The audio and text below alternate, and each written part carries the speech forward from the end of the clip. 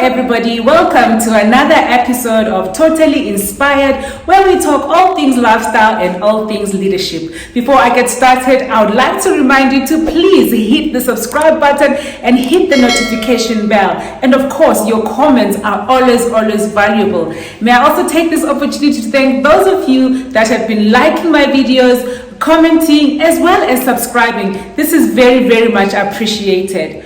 Well, today we are recording this video on Africa Day, the 25th of May, where we commemorate our wonderful and beautiful continent of Africa. What better way to celebrate the queens of African origin except to give them a video that is focused on them? Well, today I am going to be talking to a few ladies of African descent and just trying to understand the struggles that they face as women in the places that they live in. I'll first of all start off with ladies who in the diaspora who are living outside of the continent. I'm sure you can imagine that they do come across all sorts of challenges and struggles, and would love to hear more about their journey living outside of the continent. We are going to start in Dubai, in the United Emirates, and then cross over to the United Kingdom, and then conclude our talk with some ladies in the United States of America. Listen to what these beautiful queens have to share with you. And again, may I emphasize, don't forget to subscribe, don't forget to share, because somebody will also benefit from what these ladies are going to share with you today. Hi, my name is Thando Magumise. I'm a fashion designer and entrepreneur, and also I'm a mother based in Dubai in the United Arab Emirates. I love being in the city. I get exposed on a daily basis to people who come from different backgrounds, have had different experiences, also just an array of being able to expose, for example, to different food and different cultures as a whole. However, as Black women in Dubai, we are faced with a lot of challenges, and those challenges come in different forms, for example, within the workplace, socially, and also on more personal levels. For example, I'd say the biggest challenge that we're faced with are the stereotypes that have been developed around what a Black woman is and what she should be, what she is capable of, etc. So for example, in the workplace, I find that I've had situations where I've had to stand up for myself many times, and that is interpreted as either being too aggressive or being angry in some way. I feel a lot of the challenges that we face here are definitely more of global issues that Black women face, issues that I feel a lot of women around the world can directly relate to. For example, socially, I can get into a cab and the cab driver will say to me, "Oh, you want me to drop you off at X neighborhood? Is that where you work? Or is that where you live?" There's a question around my capability, for example, of being able to afford to live in a certain place because of the way that I look. In terms of business, I face a lot of challenges. For example, with my product offerings, being a Black woman, I find that a lot of people expect me to sell my products at a much lower price than my other counterparts. And so I felt that there are many ways that we could circumvent these issues.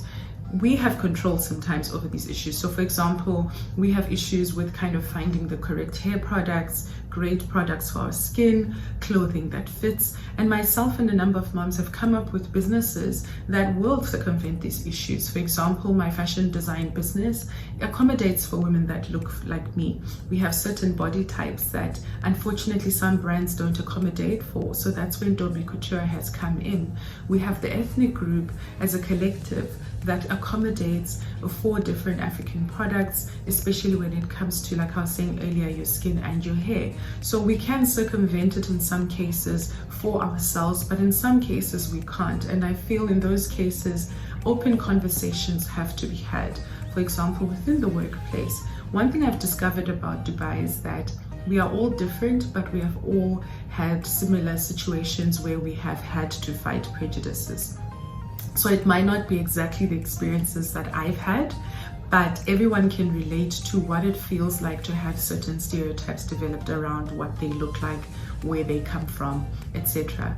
And I feel that if we have those conversations together, we can actually find that we have a lot more in common and we are more the same than we are different. And that means you then develop a foundation for being empathetic towards each other and building relationships based on common ground. Hi, I'm Sandra Mtandabari. I am a chartered psychologist based in the United Kingdom. I'm a wife, I am a sister, and I'm a daughter. I'm also a minister of the gospel. I believe that the biggest challenge that women of African origin face in the United Kingdom is that of the mindset. The mindset barriers are what limits us. And there are many ways in which we can tackle this. Firstly, I think considering your network and beginning to look outside the box, associating yourself with networks that encourage that way of thinking, as well as also considering mentorship programs. There's so many resources out there that you can actually access as women of ethnic minority, women of color, where you can have programs to actually help you advance in your field and in profession. So all the best. My name is Lise Adeyemi. I'm a pastor at the Kingdom Arena in California, and I'm also a psychotherapist. So the struggles that I have noticed that we face as African women here in the United States or abroad, number one for me, it was the fact that when I was having my kids, I didn't have family. I didn't have aunties and grandmas to help me with my kids. So I was forced to put my career on pause so that I can concentrate on my kids. And I don't see another way to actually break out of that, because it's just the way it is. You don't have family, you don't have family. Things like daycare here are totally expensive. So if you are still new here, those things are very expensive. So that's the only thing that I saw was a problem for me. Hi everyone, my name is Mangi Olani Pekun. I'm a mom, the wife, and I'm a phlebotomist. The most challenging thing for me in living in America as a South African was finding food. For example, if I go to the store looking for a pap, it wasn't easy because I didn't know how to find it and what do they call it. But eventually when I interact with more South Africans, I got to understand that, oh, things are like our pap. I get to know what is pap, what they call it here. Ever since then, everything has been going well. I know where to find what, even the stores, I know where to find our African stores. Thank you. My name is Ramatu. I've been an American now, but I was first a Cameroonian. So what happened when we come here as African women is we get this cultural shock. It's just like a language barrier. It's hard for you to just interact with people. Like for me, English is not my first language. French is my first language. So when I came here, it was difficult for me to speak. And I just had to speak, and I had to go to community college, go to college, and do a lot of different stuff that I wasn't comfortable with. So this is the solution. The solution is to just to immigrate, just put yourself with them and speak and be like them. That's what I have to say. Thank you so much.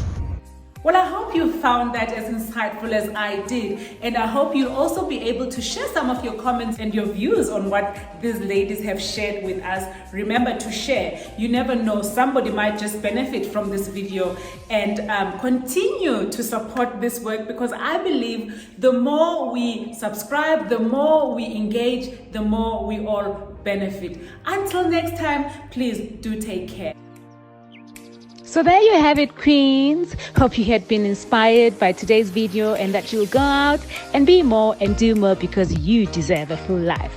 Before you go, remember, hit the subscribe button, hit the notification bell so you don't miss any of this inspiring content, and do share my link with your circle of queens. Until next time, keep inspiring.